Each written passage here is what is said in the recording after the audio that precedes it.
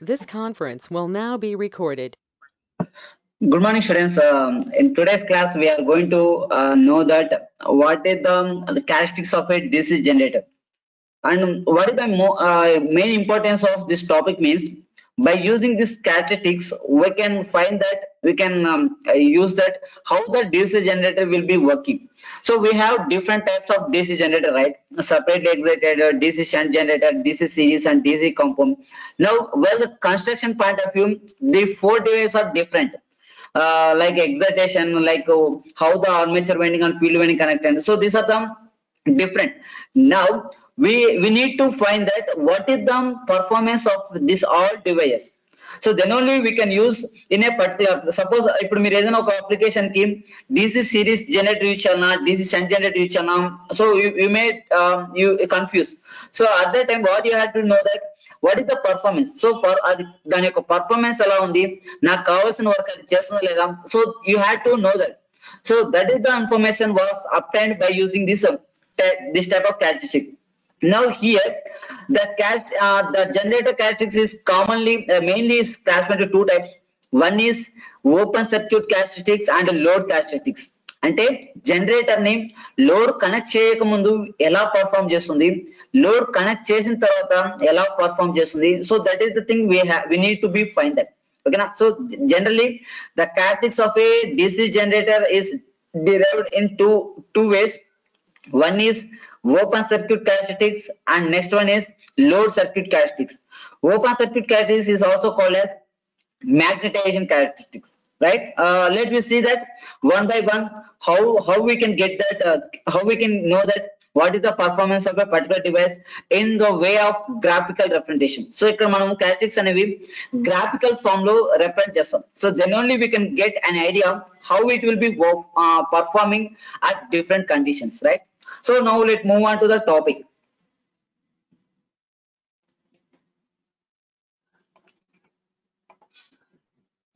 So in our second unit, the part B is the most important question. So make part B lo question adikadam chances ekkuva. Okay na? So listen carefully. Right. So this is our today's topic, that is load characteristics of DC generator. So I already told you that the characteristics of a DC generator is mainly two types. One is magnetization characteristics and load characteristics. Okay, so the first one we can find when there is no load connected on the generator. So no load means it is open circuited. Okay, so this characteristics is also called as open circuit characteristics. Okay, so ఈ characteristics ఏం చెప్తుందంటే what is the information we can obtain from this characteristics means what is the amount of residual magnetism in the generator. So residual మన starting లో residual magnetism వల్లే కదా మన EMF డిజ్ అయ్యేది.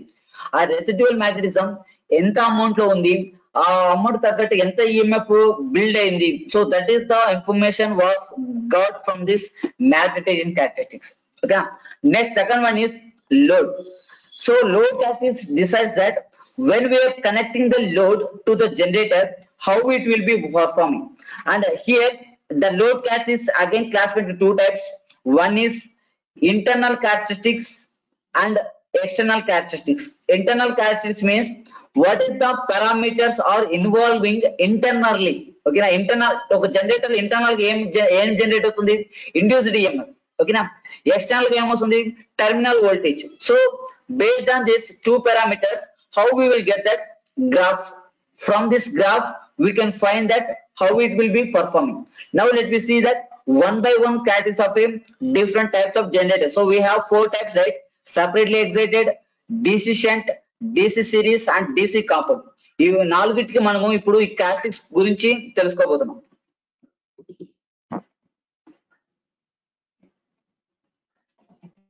Now before going to before going to the individual performance, first of all we need to know that what is magnetized characteristics. Magnetic characteristics అంటే ఏంది, ఈ characteristics వల్ల మనం ఏం తెలుసుకోవచ్చు, what is the information we can get from this type of characteristics.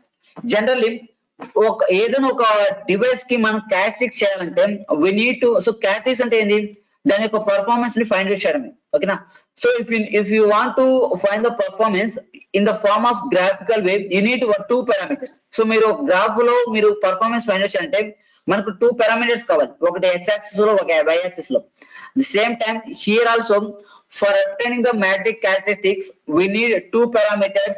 One is no load voltage, that is denoted by E naught. So why? Because this type of characteristics we can append at no load condition, right? So here one parameter is no load induced EMF or no load voltage and field current. So we can get the graph like this. So here this is the graph. On x axis we are taking that field current and y axis we are taking that no load voltage. And this type of characteristics we can append at no load condition, right? That's why it is called as no load characteristics. So ఇప్పుడు దీనికి three names ఉన్నాయి. ఒకటి magnetization characteristics, second one is no load characteristics, and third one is open circuit characteristics. ఓకేనా. So ఈ మూడిట్లో మనం ఏదైనా రాయొచ్చు, no problem. Okay. So the main information we will get from this magnetic characteristics. So ఈ characteristics వల్ల మనం information ఏం తెచ్చుకుంటాం అంటే we can get information how much of residual magnetism is stored in that device. Okay. Residual magnetism అనేది ఎంత వరకు store అయింది. So from this graph we can obtain that.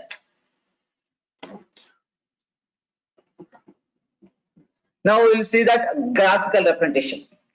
Right. So ఇక్కడ ఒక ఇది ఉందన్నమాట, ఒక కన్సిడరేషన్ ఉంది. So what is the consideration means while finding this type of characteristics we need to be consider speed is a constant. Speed constant గా పెట్టుకోవాలి. ఓకేనా.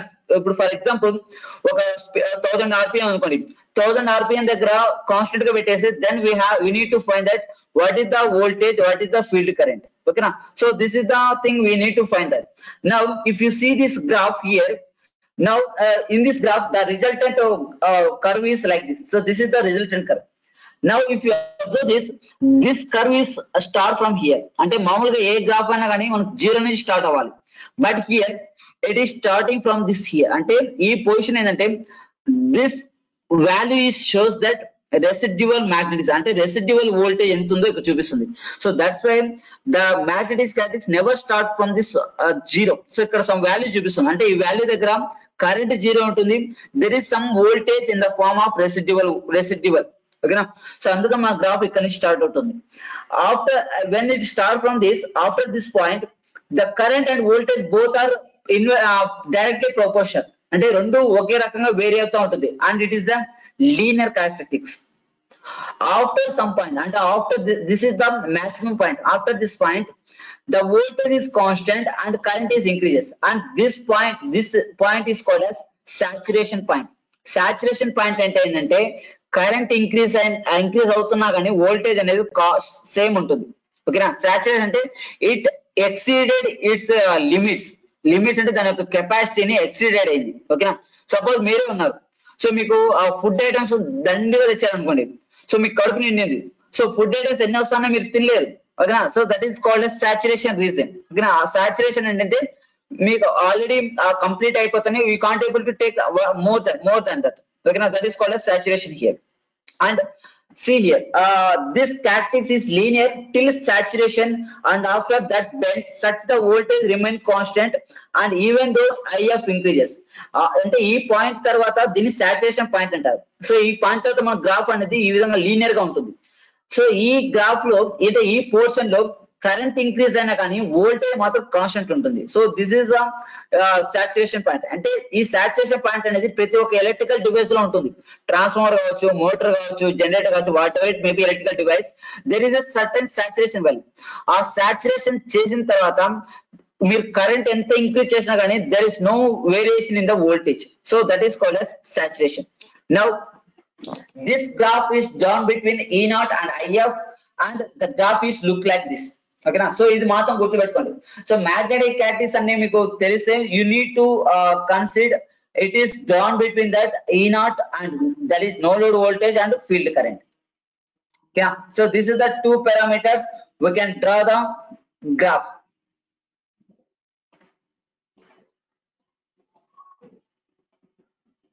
Next while అంటే ఈ గ్రాఫ్ మనం తెచ్చుకుంటే ఈ పర్ఫార్మెన్స్ మనం చేయాలంటే we need to make that speed constant speed ఓకేనా కాన్స్టెంట్ స్పీడ్ పెట్టుకొని మనం గ్రాఫ్ అనేది అప్లై చేయగలుగుతాం so if you see this graph I am getting that 3 different graphs 1 2 3 at 3 different speeds n1 n2 n3 so నేను first n1 ఒక 1000 rpm constant గా పెట్టేసి ఒక గ్రాఫ్ డ్రా చేసుకున్నాను so when I am keeping that n is constant that is 1000 rpm అంటే ఎప్పుడైతే generator 1000 rpm లో rotate అవుతుందో then I am getting this graph like this second time లో నేను స్పీడ్ ని కొంచెం పెంచాను అంటే 200 rpm పెంచాను then I am getting the graph like this and after time I'm increasing the speed 1500 rpm I'm keeping that and I am getting the graph like this so ఇప్పుడు మీరు graph బట్టి మీరు ఏం decide చేయొచ్చంటే the EMF is directly proportional to the speed increase అయ్యే కొద్దీ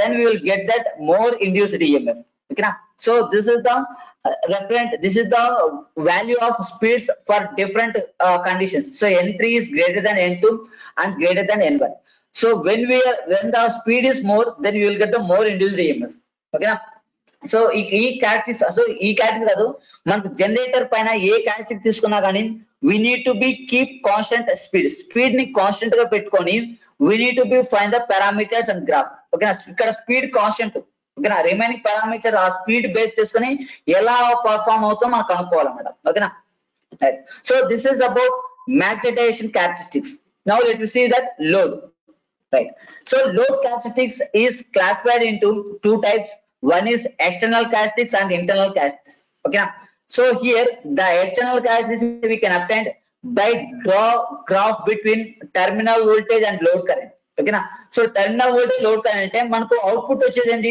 terminal voltage అంటే external గా వస్తుంది కాబట్టి దీన్ని ఎక్స్టర్నల్ క్యారెక్టరిస్టిక్స్ అంటారు అండ్ ఇంటర్నల్ గా మనకి ఈఎంఎఫ్ ఇండ్యూస్ అవుతుంది that is Eg so that's why it is called as internal characteristics ఓకేనా ఒక లోడ్ అప్లై చేసినప్పుడు సపోజ్ మీకు ఒక డయాగ్రామ్ చూస్తాను అండి so this is the generator and it is armature winding and this is the field winding and it is connected load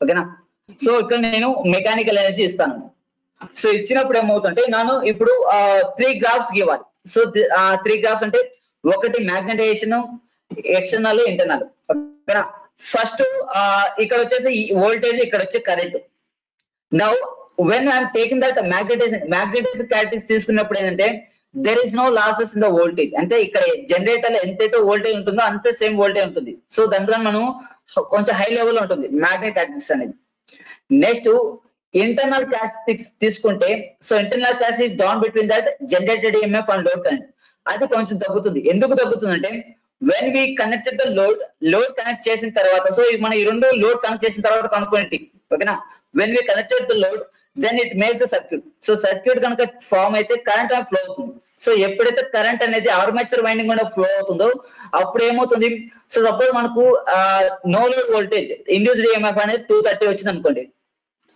so this is the no load voltage ఓకేనా when we connected the load then some current flow through the armature అప్పుడు ఏమవుతుందంటే easy అనేది కొంచెం drop అయిపోతుంది so it is converted to the 225 remaining 5 volts ఎక్కడ drop అయిందంటే armature winding దగ్గర drop అయింది బికాస్ ఆఫ్ కరెంట్ ఫ్లో ఓకేనా సో అప్పుడు ఏమవుతుంది మా గ్రాఫ్ అనేది ఈ విధంగా తగ్గుతుంది so this is the internal characteristics next external characteristics వచ్చేదాలంటే వీటీ వచ్చేదానికి డ్రాప్ అనేది ఆర్మేచర్ దగ్గర ఆల్రెడీ అయిపోయింది ఇప్పుడు ఫీల్డ్ దగ్గర అవుతుంది ఫీల్డ్ దగ్గర ప్లస్ లోడ్ దగ్గర సో అప్పుడు ఏమవుతుంది 225 నుంచి 220 డ్రాప్ అయిపోతుంది సో అప్పుడు మన గ్రాఫ్ అనేది ఈ విధంగా ఉంటుంది అంటే well considering these 3 graphs top లో వచ్చేసి మ్యాగ్నటైజేషన్ ఉంటుంది తర్వాత ఇంటర్నల్ ఉంటుంది తర్వాత ఎక్స్టర్నల్ ఉంటుంది so this is the graph అంటే ఈ రెండింటికి వేరియేషన్ ఎలా జరుగుతుంది అంటే బికాస్ ఆఫ్ ఆర్మేచర్ డ్రాప్ ఓకేనా అండ్ ఈ రెండింటికి డిఫరెన్స్ ఏంటంటే బికాస్ ఆఫ్ ఓమిక్ డ్రాప్ అంటే ఫీల్డ్ డ్రాప్ అంటారు అంటే ఫీల్డ్ వైండింగ్ లో జరిగే డ్రాప్ ని ఓమిక్ డ్రాప్ అంటారు ఓకేనా సో మనకు గ్రాఫ్ అనేది మనకు ఇప్పుడు ఈ ఒకే గ్రాఫ్ లో 3 కర్వ్స్ చేస్తాం magnetisation internal external just I will show you that what is the comparison అంటే మూడింటికి డిఫరెన్స్ ఏంది ఎందుకు ఇలా తగ్గాయి అంటే ఎందుకు ఈ విధంగా లో కర్వ్స్ చూపిస్తానంటే రీజన్ కూడా చూపిస్తాం ఓకేనా so load characteristics is classified into 2 types one is external and internal so ఇక్కడ మీరు గుర్తుపెట్టుకోవాల్సింది ఏంటంటే ఏ క్యారెక్టరిస్టిక్స్ ఏ పారామీటర్స్ మధ్యలో గీయాలి, ఓకేనా, అది గుర్తుపెట్టండి బాగా. Now see that. సో ఇప్పుడు మనము ఒక్కొక్కదానికి చేస్తున్నాం. The first one is characteristics of a separately excited DC generator. Here we are going to find that magnetization characteristics as well as load characteristics. Okay. So already why we need to separately excite means we are giving the excitation to the generator in separately to the field line. Now see here, this curve is give the relation between that field current and no load voltage in the armature, and this is also called as open circuit characteristics. Now the plot of the curve is practically same for all type of generators. So ee graph anedi prati oka generator ki it irrespective of types, ante separate excited ki same untundi, shunt ki same untundi, series ki compound ki prati oka daniki same untundi. And this curve is also known as no load saturation characteristics. Ante saturation అనేది ఎప్పుడు అవుతుందంటే ఎప్పుడైతే మీరు load connect చేస్తే అప్పుడు saturation అవుతుంది. So మనకి ఈ కర్వ్ అనేది నో లోడ్ చేస్తాం కాబట్టి దీన్ని నో లోడ్ సాచురేషన్ క్యారెక్టరిస్టిక్స్ అంటారు, ఓకేనా. సో ఇప్పుడు మనకు 4 నేమ్స్ వచ్చాయి. One is magnetization characteristics, second one is open circuit characteristics, third one is no load characteristics, fourth one is no load saturation characteristics. So ఈ 4 బాగా గుర్తుపెట్టుకోండి. సో వాడు exam లో ఏదవుతుందో తెలియదు, ఓకేనా. Explain about open circuit characteristics of DC generator అడగచ్చు, లేదా explain about no load characteristics of DC generator అడగచ్చు, ఓకే. సో యాక్చువల్ గా మీకు ఈ టాపిక్ పైన ఒక ఎక్స్పెరిమెంట్ ఉంది, ఓకేనా. ఒక 3-4 ఎక్స్పెరిమెంట్స్ ఉన్నాయి మిషన్స్ ల్యాబ్ లో, ఓకేనా. ఒకవేళ మీకు మన కాలేజ్ జరిగితే I will show you this practical గా ఎలా ఫైండ్ చేసినా మీకు చూపిస్తాను, ఓకేనా.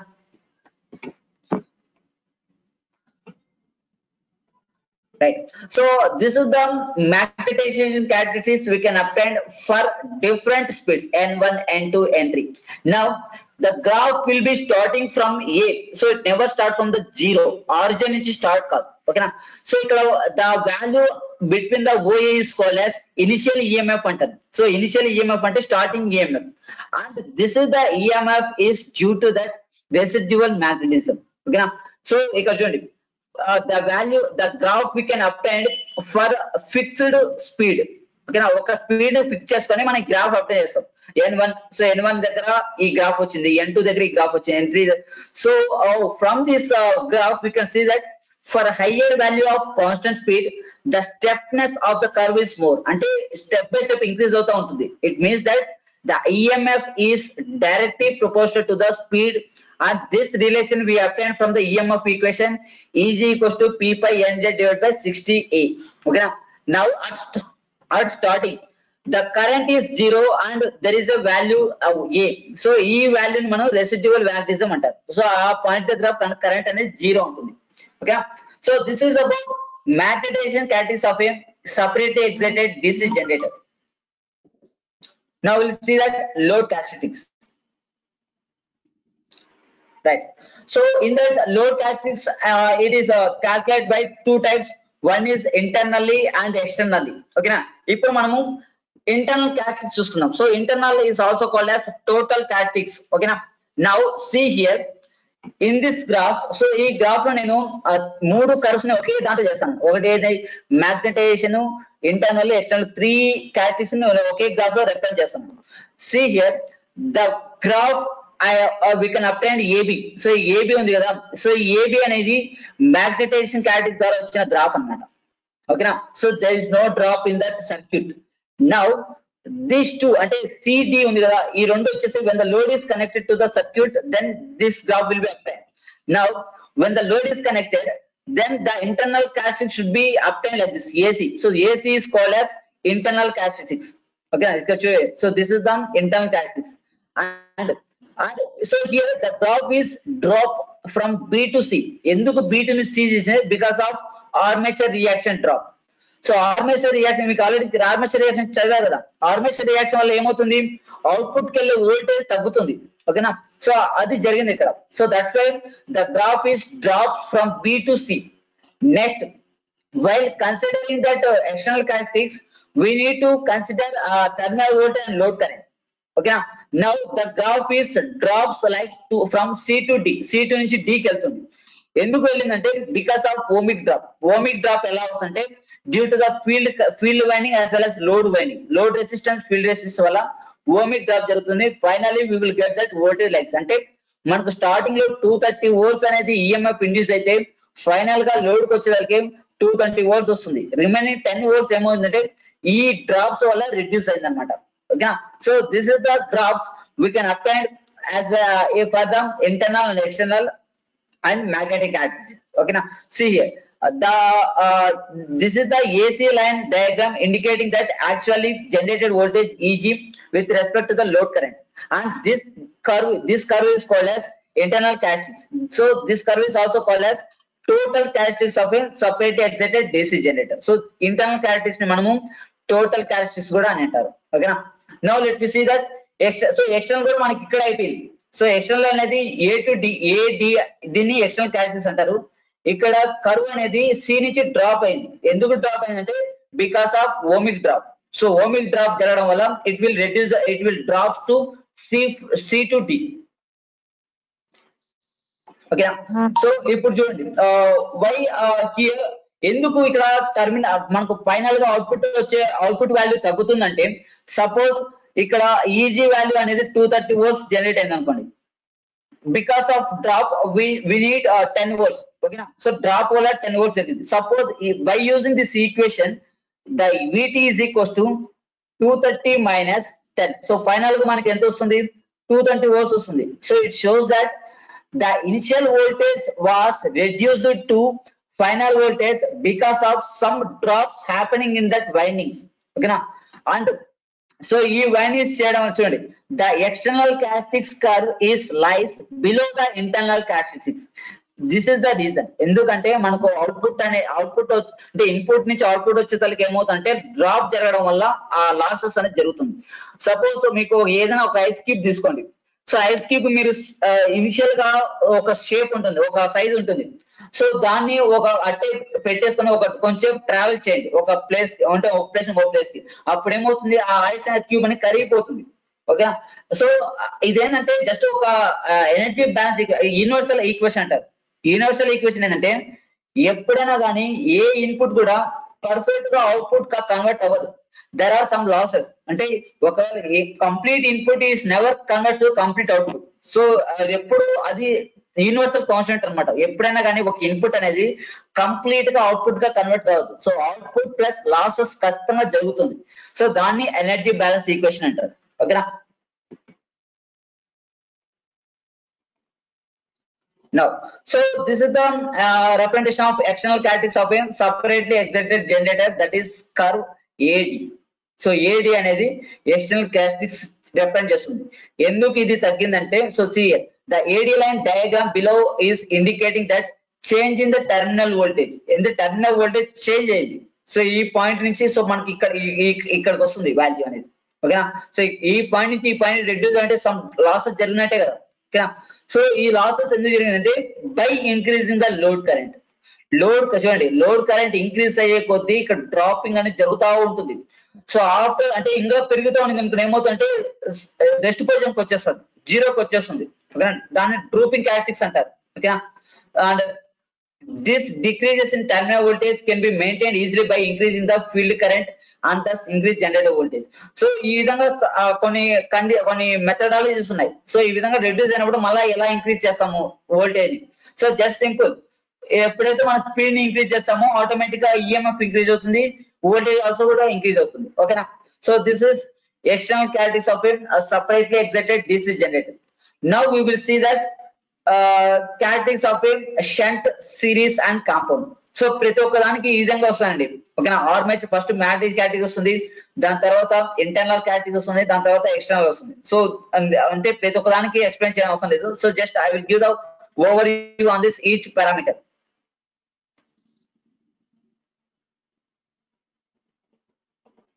Right.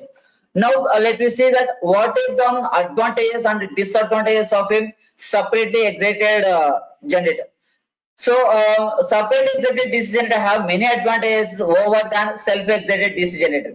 It can operate in stable condition with any field excitation and gives wide range of output voltage. ఎందుకంటే ఇక్కడ మన ఎగ్జైటేషన్ అనేది మన చేతిలో ఉంది. సో మనకి ఎంత కావాలో అంత ఇవ్వచ్చు. But in the case of self excited it is not in hand, అంటే అందులో ఎంతైతే స్టోర్ అయిందో రెసిడ్యూల్ మెటీరియల్ దాని తగ్గట్టుగా ఈఎంఎఫ్ ఇండ్యూస్ అవుతుంది. But in the case of separately excited it is the most stable condition. So మనకి ఎంత కావాలో అంత ఎగ్జైటేషన్ ఇవ్వచ్చు, then we can get that whatever we require that output. ఓకేనా, and this two are advantages. Next, the main advantage of this kind of generators is that very expensive of providing a separate excitation source. Okay, so this is the main drawback for the separately excited DC generator. Endukante we need extra source for excitation purpose. Okay, అదే మనకు self excitation అయితే అవసరం లేదు, already దాంట్లో residual magnetism ఉంటుంది కాబట్టి then it won't create its magnetic field. So these are the advantages and disadvantages of a separately excited DC generator. Now we will see that characteristics of a shunt wound DC generator. So ikkada meeku just meeku types kuda explain chestanu ikkada. Okay na, see here, first we are giving the mechanical energy to the armature. So armature man mechanical energy istamu due to this rotation. When the armature conducts or cuts the magnetic field, it makes the flow of current IA, and this armature current is responsible to excite field winding as well as load. అంటే ఈ armature current అనేది రెండుగా split అవుతుంది, shunt field current and load current. ఇప్పుడు ఏమవుతుంది, ఇక్కడ 10 amperes ఉంటే ఈ 10 ఆంపియర్స్ అనేది 5 ఆంపియర్స్ డివైడ్ అవుతుంది. ఓకేనా, సో డివైడ్ అయినప్పుడు ఏమవుతుంటే కరెంట్ అనేది రెడ్యూస్ అవుతుంది అనమాట. So when the less current is flowing, there is a more losses will be occurring. See, the IA is divided into two parts. One part is the shunt field current flows through the shunt field winding, and other part is load current IL goes through the external load, and the relation is given by IA is equals to ISS plus IL. So మీరు ఈ types of generators కానీ characteristics generators చేసినప్పుడు diagram కంపల్సరీగా గుర్తు పెట్టుకోండి. So మీరు గుర్తు పెట్టుకోవాల్సిందంటే current ఎక్కడ స్టార్ట్ అవుతుంది, ఎక్కడ ఎండ్ అవుతుంది. So that is the most important. ఓకేనా, ఎందుకంటే మీరు జస్ట్ ఒక డైరెక్షన్ కనుక మీరు రివర్స్ చేస్తే ఏమవుతుంటే మీకు ఈక్వేషన్ చేంజ్ అవుతుంది, ఈక్వేషన్ తప్పు వస్తుంది. ఓకేనా, సో మనకి జనరేటర్ ఎప్పుడు కరెంట్ అనేది ఆర్మేచర్ నుంచి స్టార్ట్ అవుతుంది, IA is equals to. ఓకేనా, right. Now see here, the open circuit characteristics of a DC shunt generator. Already we know that the magnetization characteristic is drawn between that no load voltage and field current. For the given excitation current, the EMF is induced at no load for various proportional with rotation speed as a armature. So ee graph ni manamu rendu conditions baga gurtupetukondi. This graph we can obtain at no load condition and constant speed. Okay na, ee rendu conditions lo manamu ee magnetic characteristics anevi obtain cheyagalutam. Okay, see here, the magnetization characteristics curve for various speeds are drawn. అంటే various speeds constant గా పెట్టుకొని we can obtain these graphs. From that we can clearly observe that how the relation between that induced EMF and the speed. అంటే speed EMF అనేది speed కి సంబంధించి ఎలా vary అవుతుందో మనం ఆ గ్రాఫ్ నుంచి తెచ్చుకోవచ్చు.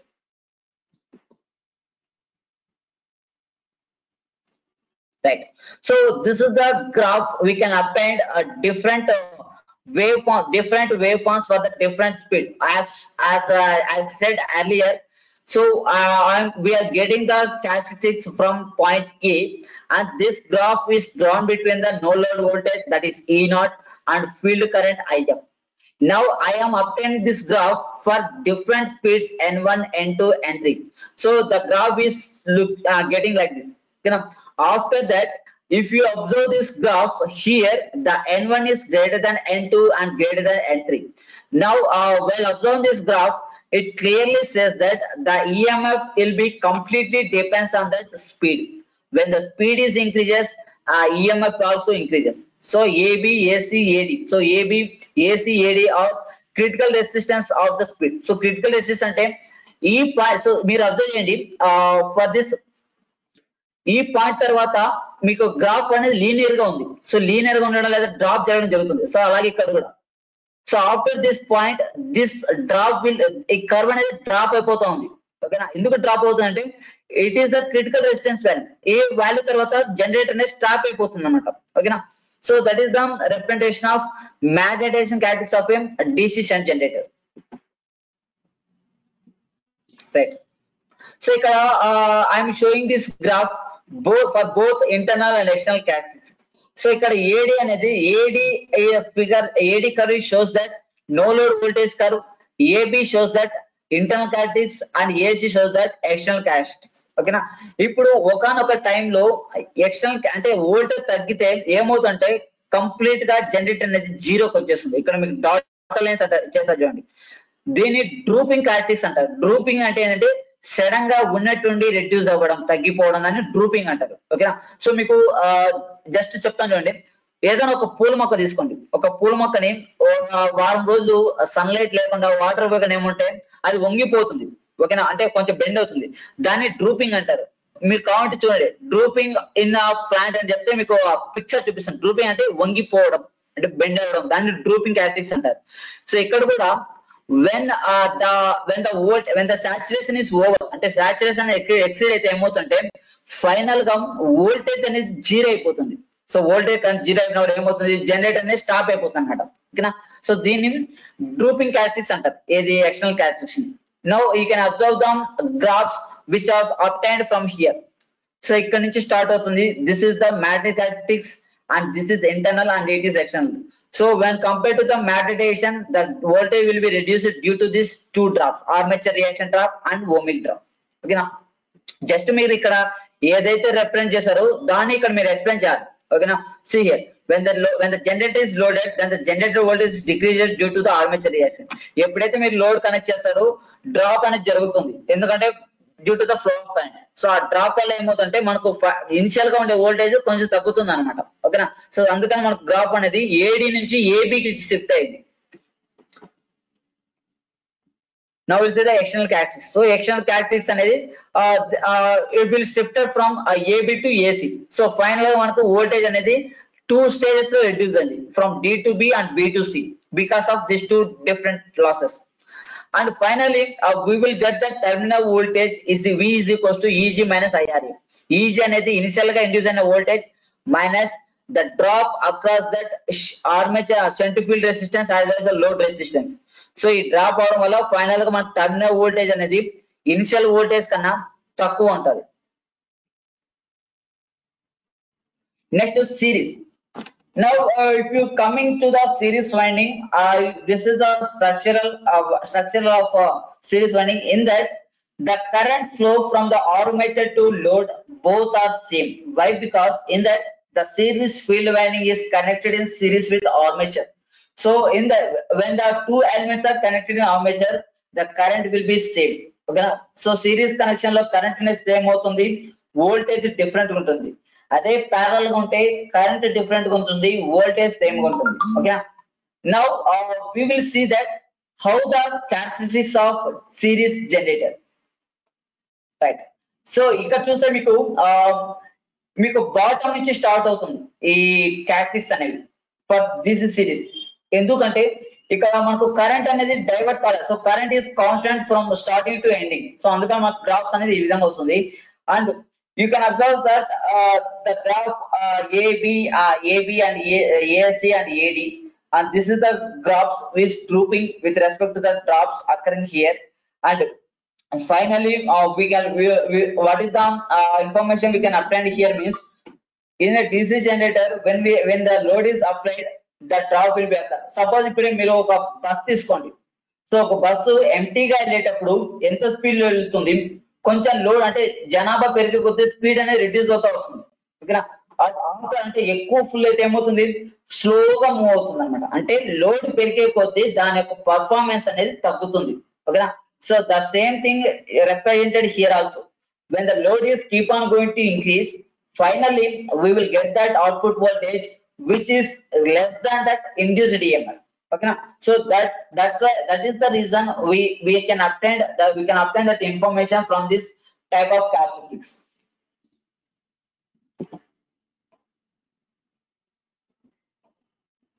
సో ఇంటర్నల్ ఎక్స్టర్నల్ కూడా ఇదే ఒకే గ్రాఫ్ మనం రిప్రజెంట్ చేస్తాము. సో ఎందుకు వస్తుందని మనకి ఇక్కడ రిప్రజెంట్ చేస్తారు, గ్రాఫ్ వల్ల జరుగుతుంది అని. ఓకేనా, right. Now, so we already starting చెప్పాను, the characteristics of all generators are same. So ఈ మూడు అనేది సేమ్ గా ఉంటాయి. ఫస్ట్ మ్యాగ్నటైజేషన్ వస్తుంది, దాని కింద కొంచెం కింద ఇంటర్నల్ క్యారెక్టర్స్ వస్తాయి, దాని కింద ఎక్స్టర్నల్ క్యారెక్టర్స్ వస్తాయి. సో ఎందుకు ఈ విధమైన వేరియేషన్ అంటే because of load. First condition లో మనం నో లోడ్ లో ఉన్నప్పుడు కనెక్ట్ చేస్తాం.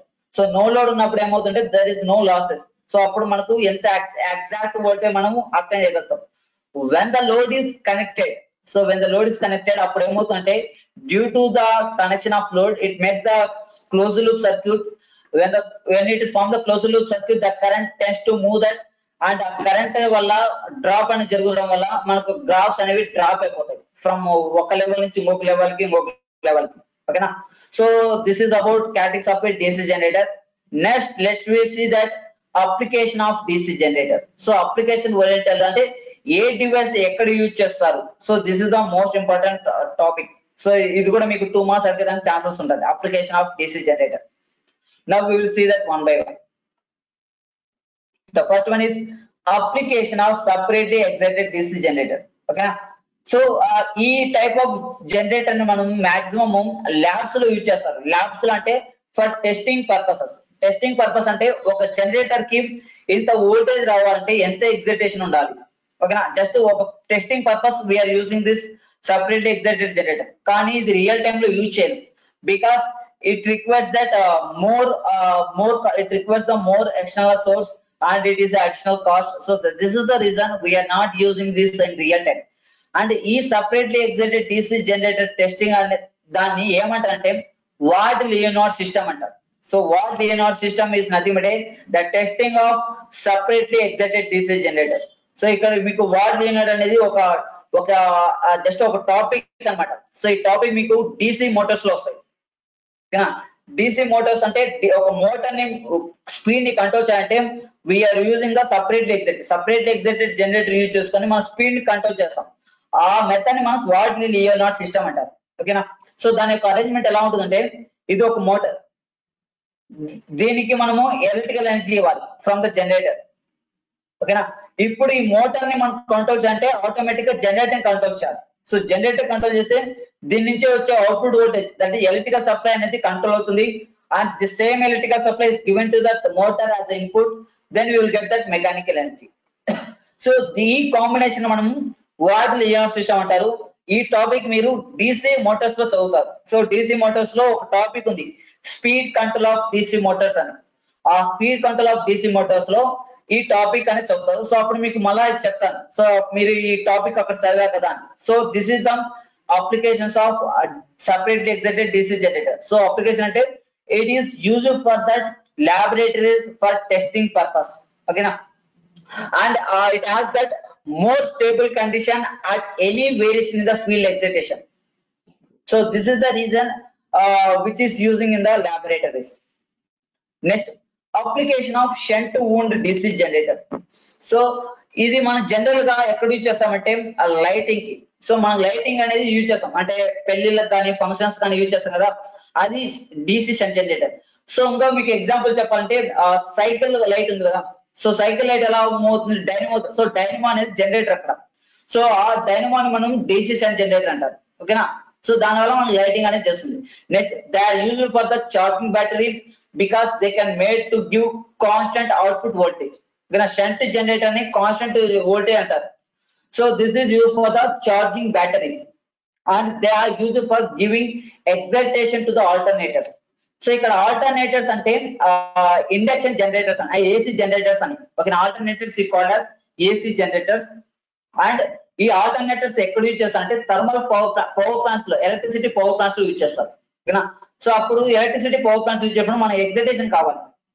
సో ఎగ్జైటేషన్ కావాలన్నప్పుడు we are giving the excitation by using this type of generator. Next, they are also used for the small power supply such as portable generator. Portable generator అంటే మామూలుగా ఏదైనా exhibition చిన్న చిన్న lighting arrangements ఉంటాయి. మామూలుగా shopping malls లో కానీ, shopping malls కూడా చూసింటారు, ఒక బాక్స్ లాగా జనరేటర్ ఉంటుంది, దాని థ్రెడ్ పెట్టుకుని లాగితే అది రొటేట్ అయిన తర్వాత మన ఎలక్ట్రిసిటీ వస్తుంది. సో అది కూడా షంట్ జనరేటర్ అంటారు దాన్ని. ఓకేనా, now will see that series. So series generator we can use in the locomotives for regenerative braking. So locomotives అంటే తర్వాత ఇది మెట్రో ట్రైన్స్, తర్వాత పెద్ద పెద్ద అపార్ట్మెంట్స్ ఉంటాయి, ఒక 10 అంతస్తులు 20 అంతస్తులు, అక్కడ దగ్గర లోకోమోటివ్స్ యూజ్ చేస్తా అంటారు. అంటే ఆ వెయిటేజ్ లిఫ్ట్ చేయడానికి కానీ, ఆ ఇనుప రాడ్లని, సిమెంట్ బస్తాలని, ఇటుకల్ని, సో దాన్ని లోకోమోటివ్స్ అంటారు. అలాంటి కండిషన్ లో series wound DC generator use చేస్తారు. ఎందుకంటే ఇది యూజ్ చేయడం వల్ల it will gives the more current ఎక్కువ యూజ్ చేస్తే మనం ఎక్కువ లోడ్ లిఫ్ట్ చేయొచ్చు అన్నమాట. ఓకేనా, అందుకని series wound generator we're using where load is more, ఎక్కువ లోడ్ దగ్గర మనం సిరీస్ వూండ్ జనరేటర్ యూజ్ చేస్తారు. And this type of generator we can use as boosters to compensate the voltage drop. So ఈ series wound generator ని boosters గా use చేస్తారు. So booster అంటే ఏంటంటే సపోజ్ వోల్టేజ్ అనేది తగ్గిపోయింది అనుకోండి, దాన్ని మళ్ళీ స్టెబిలైజ్ చేయాలి. ఆ స్టెబిలైజ్ చేయడాన్ని బూస్టింగ్ అంటారు, బూస్టప్ అంటారు. ఇప్పుడు మనము ఏమైనా గేమ్ ఆడతామని అనుకోండి, కొంచెం తర్వాత అలసిపోతాం. సో మళ్ళీ మన ఎనర్జీ గెయిన్ చేయాలంటే ఏదైనా వాటర్ లేదా గ్లూకోజ్ తాగుతాం. సో దాన్ని బూస్టింగ్ అంటారు. ఓకేనా, సో మన లాస్ అయిన దాన్ని మళ్ళీ రీగెయిన్ చేసేదాన్ని బూస్టింగ్ అంటారు. ఓకేనా, సో ఇలాంటి దాన్ని ఎక్కడ యూజ్ చేస్తారు అంటే ఫీడర్స్ లో, డిస్ట్రిబ్యూషన్ సిస్టమ్ లో యూజ్ చేస్తారు, అంటే రైల్వేస్ లో. ఓకేనా, and in series arc lighting this type of generators are using. Arc lighting అంటే ఆర్క్ ఇస్ నథింగ్ అంటే లైక్ వెల్డింగ్ అలాంటి టైప్ లో అన్నమాట. సో అలాంటి సందర్భాల్లో we can use that DC series wound generator. Next, last one is compound wound generator. You know, compound wound generator we can use in that power supply for the heavy power services because of their constant voltage property.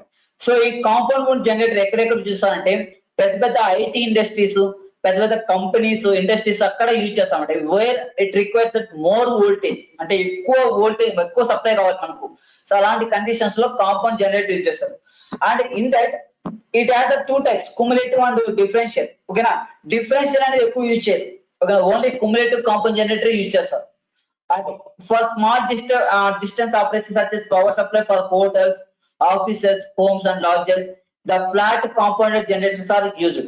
So మీరు ఎప్పుడన్నా బ్యాంకులు కానీ ఎక్కడన్నా apartment కానీ చూస్తే పెద్ద ఒక room లాగా ఒక పెద్ద బాక్స్ ఉంటుంది.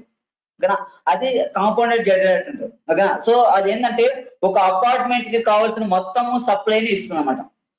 And the differential compound generator because the demagnetization which are used in the arc welding as huge voltage. So differential compound ఏం జరుగుతుందంటే డ్రాప్ జరుగుతుంది. సో వోల్టేజ్ డ్రాప్ జరిగినప్పుడు కరెంట్ అనేది కాన్స్టెంట్ ఉంటుంది. అందుకని ఈ టైప్ ఆఫ్ డిఫరెన్షియల్ కాంపౌండ్ ని మనం ఆర్క్ వెల్డింగ్ లో యూజ్ చేస్తాం. ఓకేనా, so this is about applications of different types of DC generators in different application areas. Right, so ఇంతతో ఈ టాపిక్ అనేది కంప్లీట్ అయింది. Now we have only one topic is remaining, that is parallel operation of DC generator. Okay, so before that just I want to know that ఎప్పుడన్నా ఒక electrical ఒక 2 లేదా 3 electrical devices ఉన్నాయి, అవి సిరీస్ లో connect చేస్తారా, parallel connect చేస్తారా? When more than one electrical device are connected in series or parallel, series లో కనెక్ట్ చేస్తారా, parallel కనెక్ట్ చేస్తారా? సిరీస్ లో కనెక్ట్ చేస్తే ఏమవుతుంది, ప్యారలల్ కనెక్ట్ చేస్తే ఏమవుతుంది?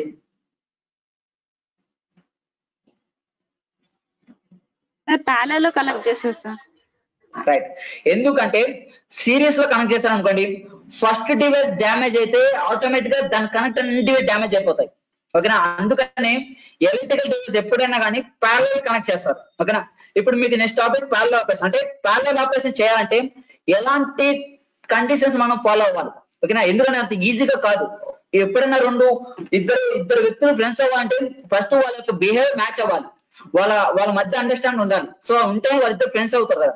అలాగే if you want to make that parallel operation of 2 device you need to follow some conditions. ఆ కండిషన్స్ ఏంటో నెక్స్ట్ క్లాస్ లో చూస్తాం. ఓకేనా, right, this is about today's class. Do you have any doubts in this concept? ఈ topic పైన ఏమి doubts ఉన్నాయా?